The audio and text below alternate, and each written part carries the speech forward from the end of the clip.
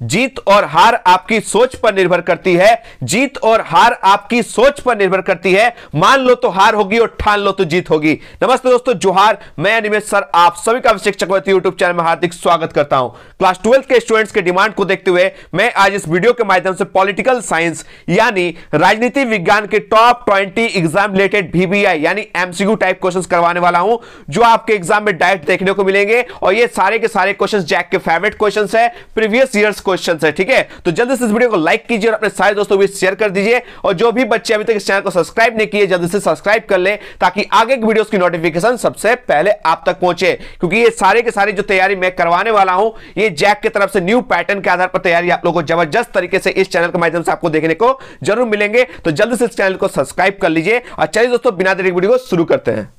तो चलिए दोस्तों, आज का पहला इंपॉर्टेंट क्वेश्चन आप लोग देख सकते हैं। क्वेश्चन नंबर 1 में क्या पूछा गया है? शीत युद्ध कब शुरू हुआ था? शीत युद्ध कब शुरू हुआ था? When was the Cold War started? तो आप सभी को पता है, इसका करेक्ट आंसर हो जाएगा दोस्तों ऑप्शन नंबर बी 1945। क्या हो जाएगा दोस्तों? 1945 इज द करेक्ट आंसर। द्वितीय विश्व युद्ध के बाद यानी आफ्टर वर्ल्ड वॉर 2। याद रखिएगा दोस्तों, सेकंड वर्ल्ड वॉर यानी द्वितीय विश्व युद्ध 1939 से, याद रखिए दोस्तों, 1939 से 1945 तक चली थी। याद रखिएगा, 1939 से 1945 तक याद रखिएगा द्वितीय विश्व युद्ध चली थी। ठीक है, और इसके जस्ट समाप्ति के बाद यानी 1945 में ही क्या स्टार्ट हो गया दोस्तों? Cold war. क्या स्टार्ट हो गया? कोल्ड वार यानी शीत युद्ध स्टार्ट हो गया। याद रखिएगा, द्वितीय विश्व युद्ध के जस्ट बाद स्टार्ट हो गया कोल्ड वार। ठीक है, अगर आपको ऑप्शन में 1945 ना दिखे तो उसका ऑप्शन में आपको जरूर दिया जाएगा द्वितीय विश्व युद्ध के बाद, आप उसको टिक कर दीजिएगा, 110% सही हो जाएगा। ठीक है, चलिए आप लोग कमेंट में बताइएगा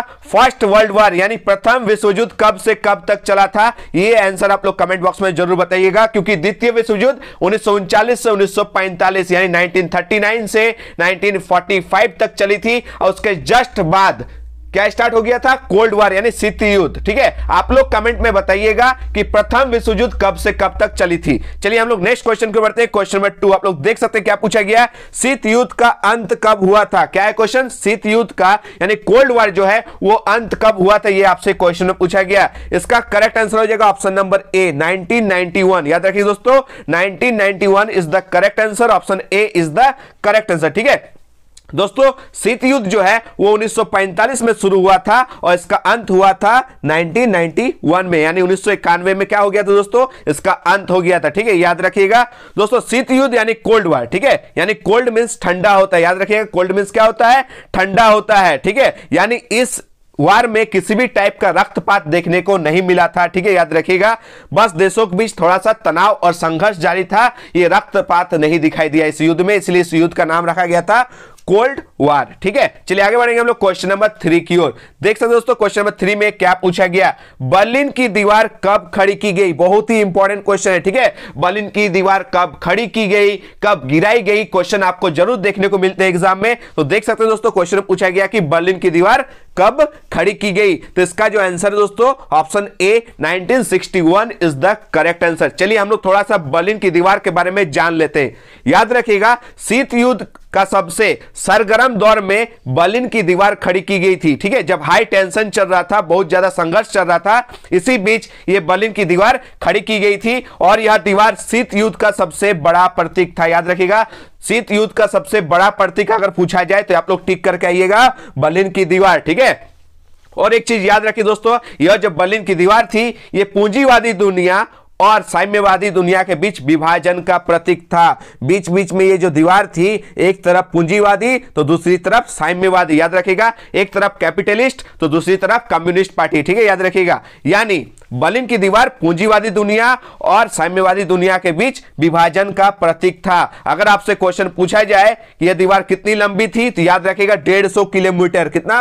150 किलोमीटर। याद रखिएगा, 150 किलोमीटर से भी ज्यादा यह दीवार लंबी थी। ठीक है, चलिए आगे बढ़ेंगे हम लोग क्वेश्चन नंबर 4। ठीक है, क्वेश्चन नंबर 4 जो आप लोग देख सकते हैं क्या पूछा गया कि बर्लिन की दीवार जो है किस वर्ष गिराई गई? बर्लिन की दीवार किस वर्ष गिराई गई? तो इसका करेक्ट आंसर हो जाएगा ऑप्शन नंबर सी। क्या हो जाएगा? 1989। ठीक है, यह जो दीवार थी दोस्तों 1961 में खड़ी की गई थी। इससे पहले क्वेश्चन मैंने अच्छे से समझाया था। यह जो दीवार है 1961 में खड़ी की गई थी, जो 150 किलोमीटर से भी ज्यादा लंबी थी और यह दीवार 28 साल, याद रखिए दोस्तों, 28 सालों तक खड़ी थी। कितने दिन तक टिकी थी दोस्तों? 28 सालों तक, ठीक है। लास्ट में क्या किया है दोस्तों? आम जनताओं ने, क्या आम जनता ने 9 नवंबर 1989 को, कितना दोस्तों डेट के साथ याद रखिएगा, 9 नवंबर 1989 को तोड़कर गिरा दिया गया, ठीक है।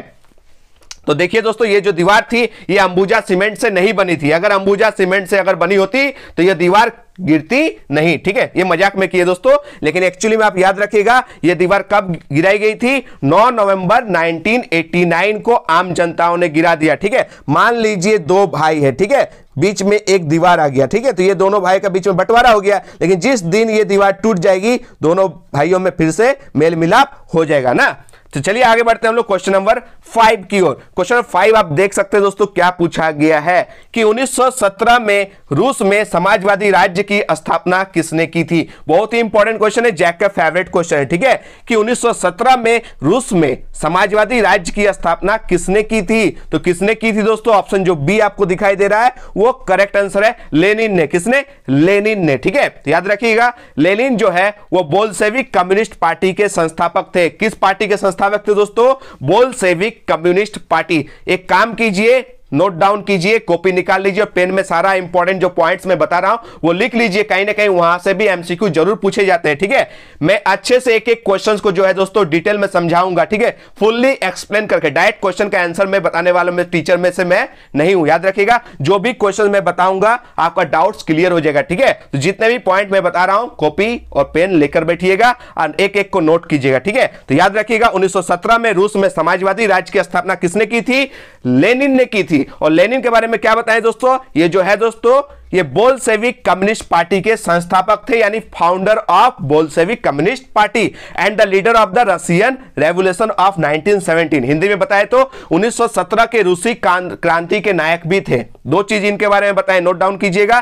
पहला, ये जो लेनिन है वो बोल्शेविक कम्युनिस्ट पार्टी के फाउंडर यानी संस्थापक थे। दूसरा, 1917 के रूसी क्रांति के नायक भी यानी हीरो भी यही थे, ठीक है। और ये क्या किए थे? 1917 में रूस में समाजवादी राज्य की स्थापना की थी। चलिए आगे बढ़ते हैं हम लोग क्वेश्चन नंबर 6 की ओर।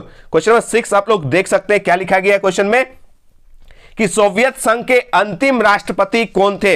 बहुत ही इंपॉर्टेंट क्वेश्चन दोस्तों, याद करके जाइएगा। इनके बारे में तो जानना बहुत ही मस्ट है क्योंकि क्वेश्चंस यहां से आते हैं। तो सोवियत संघ के अंतिम राष्ट्रपति कौन थे दोस्तों? Mikhail Gorbachev. याद करके जाइएगा, मिखाइल गोर्बाचेव, यानी ऑप्शन जो सी है वो करेक्ट आंसर है। चलिए इनके बारे में हम लोग थोड़ा सा जान लेते हैं। मिखाइल गोर्बाचेव के बारे में 2-4 पॉइंट्स बता रहा हूं दोस्तों, उसको नोट डाउन कर लीजिएगा। मिखाइल गोर्बाचेव सोवियत संघ के अंतिम राष्ट्रपति थे। याद रखिए दोस्तों, ये सोवियत संघ के अंतिम राष्ट्रपति थे। और इन्होंने क्या किया था दोस्तों? अमेरिका के साथ जो कंपटीशन चल रहा था ना दोस्तों, हथियार का जो होड़ था, यानी जो हथियार के साथ रेस था दोस्तों, उसको रोक लगा दिया था, ठीक है। उसका साथ जो कंपटीशन कर रहा था उस पर रोक लगा दिया था, याद रखिएगा। और इन्होंने ही शीत युद्ध समाप्त किया था, याद कीजिएगा। इन्होंने ही शीत युद्ध समाप्त किया था, याद करके जाइएगा। चलिए शीत युद्ध क्या है ये भी मैं समझा देता हूं, ठीक है। द्वितीय विश्व युद्ध यानी आफ्टर सेकेंड वर्ल्ड, याद रखिएगा। जो द्वितीय विश्व युद्ध हुआ था 1939 से 1945, उसके जस्ट बाद जो है पूरी दुनिया दो खेमों में बट गई थी, दो सुपर पावर में बट गई थी, याद रखिएगा। एक था सोवियत संघ, दूसरा था याद रखिएगा संयुक्त राज्य अमेरिका। ये दो सुपर पावर था, ठीक है। इसमें बहुत सारे देश आ रहे थे और इसमें भी बहुत सारे देश जुड़ रहे थे। यही दो सुपर पावर आमने सामने हमेशा कंपटीशन में थे। इसी का नाम था दोस्तों शीत युद्ध, ठीक है। लेकिन किनके टाइम में, याद रखिएगा, एक जो सुपर पावर था जिसका नाम था सोवियत संघ, इसका अंत हो गया, ये खत्म हो गया, ठीक है। और इसका अंतिम राष्ट्रपति ही इसका अंत किया, यानी मिखाइल गोर्बाचेव जो है यही शीत युद्ध का अंत किया, याद रखिएगा। और यही अमेरिका के साथ जो कंपटीशन था उस पर भी रोक लगाया, ठीक है। इनके ऊपर, याद रखिएगा, इनके ऊपर सोवियत संघ के विघटन का आरोप लगा, यानी इनके ही ऊपर जो है सोवियत संघ का जो विघटन हुआ, पतन हुआ, उसका जो आरोप है इन्हीं के ऊपर लगा था। किनके ऊपर? मिखाइल गोर्बाचेव के ऊपर, ठीक है। इन्होंने आर्थिक और राजनीतिक सुधार के लिए, याद रखिएगा, आर्थिक और राजनीतिक सुधार के लिए 2 नियम बताए थे। वो 2 नियम आप लोग कमेंट बॉक्स में जरूर बताइएगा। चलिए आगे बढ़ेंगे हम लोग क्वेश्चन नंबर 7 की ओर। क्वेश्चन नंबर 7 आप लोग देख सकते हो दोस्तों, क्या पूछा गया?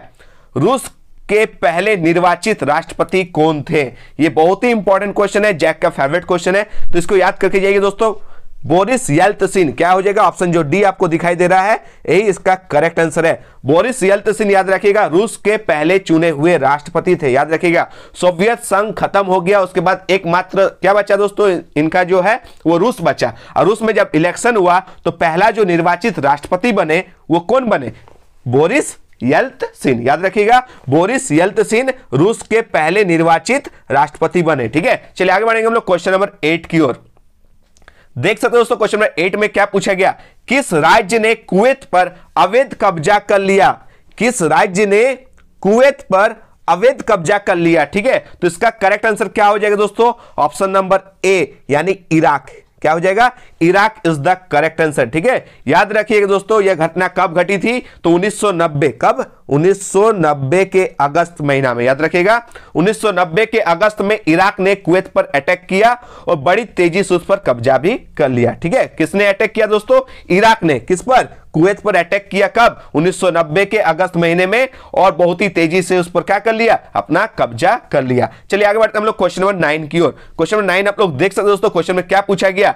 किस देश ने 2003 में संयुक्त राष्ट्र संघ की उपेक्षा करके इराक पर आक्रमण किया? तो इसका करेक्ट आंसर हो जाएगा ऑप्शन नंबर डी। क्या हो जाएगा दोस्तों? Option number D is the correct answer. संयुक्त राज्य अमेरिका यानी USA, United states of America. ठीक है, याद रखिएगा 19 मार्च 2003। कब? डेट याद रखिएगा 19 मार्च 2003 को अमेरिका ने ऑपरेशन इराकी फ्रीडम के कुट नाम से इराक पर सैन्य हमला किया था। ठीक है, चलिए आगे बढ़ेंगे हम लोग क्वेश्चन नंबर 10 की ओर। क्वेश्चन नंबर 10 आप लोग देख सकते हो दोस्तों क्या पूछा गया कि 1991 में, ठीक है याद रखिए 1991 में सोवियत संघ के विघटन के बाद कौन सा देश एक महाशक्ति के रूप में उभरा? बहुत ही इंपॉर्टेंट क्वेश्चन है। मैंने अच्छे से आप लोगों को समझाया कि शीत युद्ध क्या था। ठीक है, तो द्वितीय विश्व युद्ध के बाद पूरी दुनिया दो खेमों में बट गई थी, एक था सोवियत संघ और दूसरा था संयुक्त राज्य अमेरिका। बताए थे ना, तो दो सुपर पावर था, दो महाशक्ति था, तो एक का अंत हो गया। किसका अंत हो गया? सोवियत संघ का अंत हो गया 1991 में। तो एकमात्र महाशक्ति कौन बचेगा? संयुक्त राज्य अमेरिका बचेगा, यानी यूनाइटेड स्टेट्स ऑफ अमेरिका बचेगा, यानी option C is the correct answer. याद रखिएगा कोल्ड वॉर के समय यानी शीत युद्ध के समय दो सुपर पावर, दो महाशक्ति उभर कर सामने आई थी। एक का नाम था क्या? सोवियत संघ और दूसरा का नाम था संयुक्त राज्य अमेरिका। लेकिन आगे चलकर समय के साथ 1991 में इसका अंत हो जाता है, तो एकमात्र महाशक्ति बचती कौन? संयुक्त राज्य अमेरिका। चलिए आगे बढ़ते हैं हम लोग नेक्स्ट क्वेश्चन, क्वेश्चन नंबर 11 की ओर। देख सकते दोस्तों क्वेश्चन नंबर 11 में क्या पूछा गया है? बहुत ही इंपॉर्टेंट क्वेश्चन है कि खुले द्वार की नीति किसने अपनाई? खुले द्वार की नीति यानी ओपन डोर पॉलिसी ये किस देश ने अपनाई थी? ये आपसे क्वेश्चन पूछा गया। बहुत ही इंपॉर्टेंट क्वेश्चन है दोस्तों। इसका करेक्ट आंसर ऑप्शन डी चीन। याद करके जाना है, चीन इज द करेक्ट आंसर यानी चाइना। ठीक है, याद रखिएगा डेट के साथ, साल के साथ 1978। कब दोस्तों? 1978 के दिसंबर में देंग सियाओपिंग, नाम विचित्र है क्योंकि चाइना का नाम है दोस्तों। ठीक है, चीन का नाम इसी तरह होता है। ठीक है, तो देंग सियाओपिंग ने ओपन डोर पॉलिसी यानी खुले द्वार की नीति को अपनाई थी और इसके बाद से चीन ने अद्भुत प्रगति कर ली। ठीक है, और अगले कुछ सालों में एक बड़ी आर्थिक रूप में, आर्थिक ताकत के रूप में उभर कर सामने आई। ठीक है, यानी चीन जो है वो पूरी तरह से स्ट्रांग हो गया। किनके वजह से? नाम था देंग सियाओपिंग, जिन्होंने 1978 में ओपन डोर पॉलिसी यानी खुले द्वार की नीति अपनाई थी। ठीक है, जो कहा दोस्तों? चीन में। ठीक है, चलिए आगे बढ़ते हैं हम लोग क्वेश्चन नंबर 12 की ओर। बहुत ही इंपॉर्टेंट क्वेश्चन है दोस्तों, इसको याद करके जाइएगा कि भारतीय राष्ट्रीय कांग्रेस की स्थापना कब हुई थी? ठीक है, जो नेशनल कांग्रेस पार्टी है दोस्तों, इसकी स्थापना कब हुई थी? ये आपसे क्वेश्चन में पूछा गया। बहुत ही इंपॉर्टेंट क्वेश्चन है। 1885 में। कब दोस्तों? 1885। बहुत ही इंपॉर्टेंट क्वेश्चन, इसको याद करके जाना है। 1885 में। डेट के साथ अगर आपको याद करना है, किसके साथ? डेट के साथ अगर आपको याद करना है तो याद रखिएगा 28 दिसंबर। कितना? 28 दिसंबर 1885 को इस पार्टी की स्थापना हुई थी। और इस पार्टी के संस्थापक यानी फाउंडर कौन थे दोस्तों? ए.ओ. ह्यूम। याद करके जाइएगा, ए.ओ. ह्यूम याद करके जाइएगा। ठीक है, ए.ओ. ह्यूम जो है वो फाउंडर थे इस पार्टी के, यानी इस पार्टी के संस्थापक का नाम था ए.ओ. ह्यूम। ये क्वेश्चन भी जैक की तरफ से पूछा जाता है, याद करके जाइएगा। तो भारतीय राष्ट्रीय कांग्रेस पार्टी की स्थापना कब हुई थी? तो याद करके जाइएगा 28 दिसंबर 1885 को। और इस पार्टी के संस्थापक यानी फाउंडर कौन थे? ए.ओ. ह्यूम थे। चलिए आगे बढ़ते हैं हम लोग क्वेश्चन नंबर 13 की ओर। देख सकते हो दोस्तों क्वेश्चन नंबर 13 में क्या पूछा गया? स्वतंत्र भारत में प्रथम आम चुनाव जो है, आम चुनाव यानी इलेक्शन, ठीक है, तो प्रथम आम चुनाव कब हुए थे ये आपसे क्वेश्चन में पूछा गया। देखिए स्वतंत्र पूछा गया, स्वतंत्र मतलब जब भारत स्वतंत्र हुआ, इससे तो क्लियर हो गया कि 1947 के बाद होगा। कब होगा? 1947 के बाद, क्योंकि भारत को आजादी कब मिली थी? 1947 यानी 15 अगस्त 1947 के बाद भारत आजाद हुआ था। उसके बाद क्वेश्चन पूछा गया कि स्वतंत्र भारत में प्रथम आम चुनाव यानी इलेक्शन कब हुआ था, तो ये याद करके जाना है। इसका करेक्ट आंसर हो जाएगा ऑप्शन नंबर बी, क्या हो जाएगा? 1952। क्या हो जाएगा? 1952, ठीक है। अब एक चीज याद रखिएगा पॉइंट को, कि जब भी इलेक्शन होता है उससे पहले इलेक्शन कमीशन काम करती है। क्या काम करती है? जो चुनाव जो होगा, इलेक्शन ऐसे तो नहीं होगा, वोटर कार्ड बनता है, ठीक है, तो ये सारे काम के लिए पहले हम इलेक्शन कमीशन बनाएंगे कि नहीं बनाएंगे? तो उससे पहले याद रखिएगा, the election commission of India was set up in 1950। 1950 में क्या हुआ था? याद रखिएगा 1950 में चुनाव आयोग की स्थापना की गई थी। सबसे इंपॉर्टेंट क्वेश्चन, चुनाव आयोग की स्थापना कब हुई थी? तो 1950 में चुनाव आयोग की स्थापना हुई थी और 2 साल बाद 1952 में प्रथम आम चुनाव हुआ। तो याद रखिए दोस्तों, 1950 में जो चुनाव आयोग की स्थापना हुई थी तो उसमें चुनाव आयुक्त कौन थे? ये इंपॉर्टेंट क्वेश्चन आपसे पूछा जा सकता है कि मुख्य चुनाव आयुक्त कौन बने थे? तो याद रखिएगा सुकुमार सेन। क्या नाम दोस्तों? सुकुमार सेन पहले मुख्य चुनाव आयुक्त बने थे, ठीक है। Sukumar Sen became the first chief election commissioner, याद रखिएगा। और 1952 में देश का पहला आम चुनाव हुआ और उसके बाद 5 साल बाद दूसरा आम चुनाव हुआ, यानी 1957 में, ठीक है। ये जो क्वेश्चन पूछा गया था कि स्वतंत्र भारत में प्रथम आम चुनाव कब हुआ था? 1952 में। और चुनाव होने से पहले चुनाव आयोग बना था। चुनाव आयोग कब बना था? तो 1950 में। और चुनाव आयोग बनने के बाद मुख्य चुनाव आयुक्त कौन बने थे? सुकुमार सेन बने थे, ठीक है। चलिए आगे बढ़ते हैं हम लोग क्वेश्चन नंबर 14 की ओर, ठीक है। 14 में क्या पूछा गया है कि 1952, याद रखिएगा, बताए थे दोस्तों कि 1952 पहला इलेक्शन यहीं पे हुआ था ना, पहला जो चुनाव हुआ था वो 1952 में हुआ था। और 1952 से लेकर 1967 तक, यानी 1952 से लेकर 1967 तक भारत में किस राजनीतिक दल का प्रभुत्व था? तो किसका था? आप सभी पता है 1952 से लेकर 1967 तक एक ही पार्टी का दबदबा था, एक ही पार्टी का दबदबा था। उस पार्टी का नाम था कांग्रेस पार्टी, याद रखिएगा। ऑप्शन जो बी है वो करेक्ट आंसर है। जैसे 2014 से अगर बात करें, अभी तक 2014 से 2023 चल रही है ना, अभी तक एक ही पार्टी का दबदबा हमको देखने को मिल रहा, वो है बीजेपी यानी भारतीय जनता पार्टी, यानी मोदी जी की सरकार, याद है ना। तो उससे पहले हम बात करते हैं 1952 से 1967 तक किस पार्टी का दबदबा था? वो था दोस्तों कांग्रेस का, याद रखिएगा। 1952 से 1967 तक कांग्रेस का डोमिनेंस था, यानी उनका प्रभुत्व था, क्योंकि इस पार्टी में वे सारे नेता मौजूद थे। याद रखिएगा, ये पार्टी इतनी जीत क्यों रही थी? क्योंकि इस पार्टी में वे सारे नेता शामिल थे जो देश को फ्रीडम यानी स्वतंत्रता दिलाने में, आजादी दिलाने में मुख्य भूमिका निभाई थी। याद रखिएगा, वे सारे के सारे किस पार्टी से बिलोंग करते थे? कांग्रेस पार्टी से। इसलिए और ये जो पार्टी थी दोस्तों सुसंगठित पार्टी थी, मजबूत पार्टी थी, इसीलिए 1952 से 1967 तक एक ही पार्टी का दबदबा था, वह था कांग्रेस पार्टी का। चलिए आगे बढ़ते हैं हम लोग क्वेश्चन नंबर 15 की ओर। क्वेश्चन नंबर 15 बहुत ही इंपॉर्टेंट क्वेश्चन है और ये क्वेश्चन जैक की तरफ से बार बार पूछे जाते हैं कि संपूर्ण क्रांति का नारा क्या है दोस्तों? क्वेश्चन, संपूर्ण क्रांति का नारा किसने दिया था? बहुत ही इंपॉर्टेंट क्वेश्चन है, ठीक है। इसका करेक्ट आंसर हो जाएगा दोस्तों लोकनायक जयप्रकाश नारायण, यानी जेपीजी। शॉर्ट में अगर बात करें तो जेपीजी, ठीक है। तो लोकनायक जयप्रकाश नारायण, इन्हें लोकनायक के नाम से जाना जाता है, ठीक है। याद रखिएगा, जयप्रकाश नारायण को लोकनायक के नाम से जाना जाता है। यह भी क्वेश्चन पूछा जा सकता है कि इनमें से कौन से नेता को लोकनायक के नाम से जाना जाता है? तो याद करके जाइएगा जयप्रकाश नारायण को, जिन्हें हम शॉर्ट में जेपी नाम से भी जानते हैं। और इन्होंने संपूर्ण क्रांति की शुरुआत की थी, जिसे इंदिरा गांधी के समय जेपी आंदोलन के नाम से भी जाना जाता था। चलिए आगे बढ़ेंगे हम लोग क्वेश्चन नंबर 16 की ओर। देख सकते हैं दोस्तों क्वेश्चन नंबर 16 में क्या पूछा गया कि भारत के प्रथम गैर कांग्रेसी प्रधानमंत्री कौन थे? गैर कांग्रेसी का मतलब क्या होता है दोस्तों? जो कांग्रेस पार्टी से नहीं है, तो वो हो जाएगा गैर कांग्रेसी। क्या हो जाएगा दोस्तों? गैर कांग्रेसी, ठीक है। यानी जो कांग्रेस पार्टी से नहीं है वही गैर कांग्रेसी। तो ठीक है, तो मैंने बताया था कि 1952 से लेकर 1967 तक एक ही पार्टी का दबदबा था, वो था कांग्रेस पार्टी का, तो उसमें तो होगा नहीं।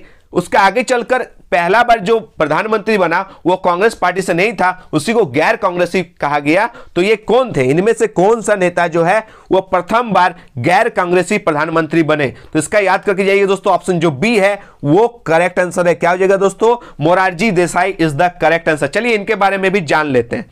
1977 याद करके जाइएगा, 1977 में जो लोकसभा इलेक्शन हुआ था ना दोस्तों, जो लोकसभा इलेक्शन हुआ था, इस इलेक्शन का रिजल्ट सबको आश्चर्य में डाल दिया था, क्योंकि आजादी के समय से कांग्रेस पार्टी का ही बहुमत का सरकार बनती थी। याद रखिएगा, आजादी से, जब से भारत आजाद हुआ तो एक ही पार्टी की दबदबा थी, वो पार्टी थी कांग्रेस पार्टी, उन्हीं का सरकार बनता था और उन्हीं पार्टी से क्या होता था, प्रधानमंत्री भी बनता था। लेकिन 1977 के इलेक्शन में सबको आश्चर्य में डाल दिया, क्योंकि 542 सीट में, कितने सीटों में?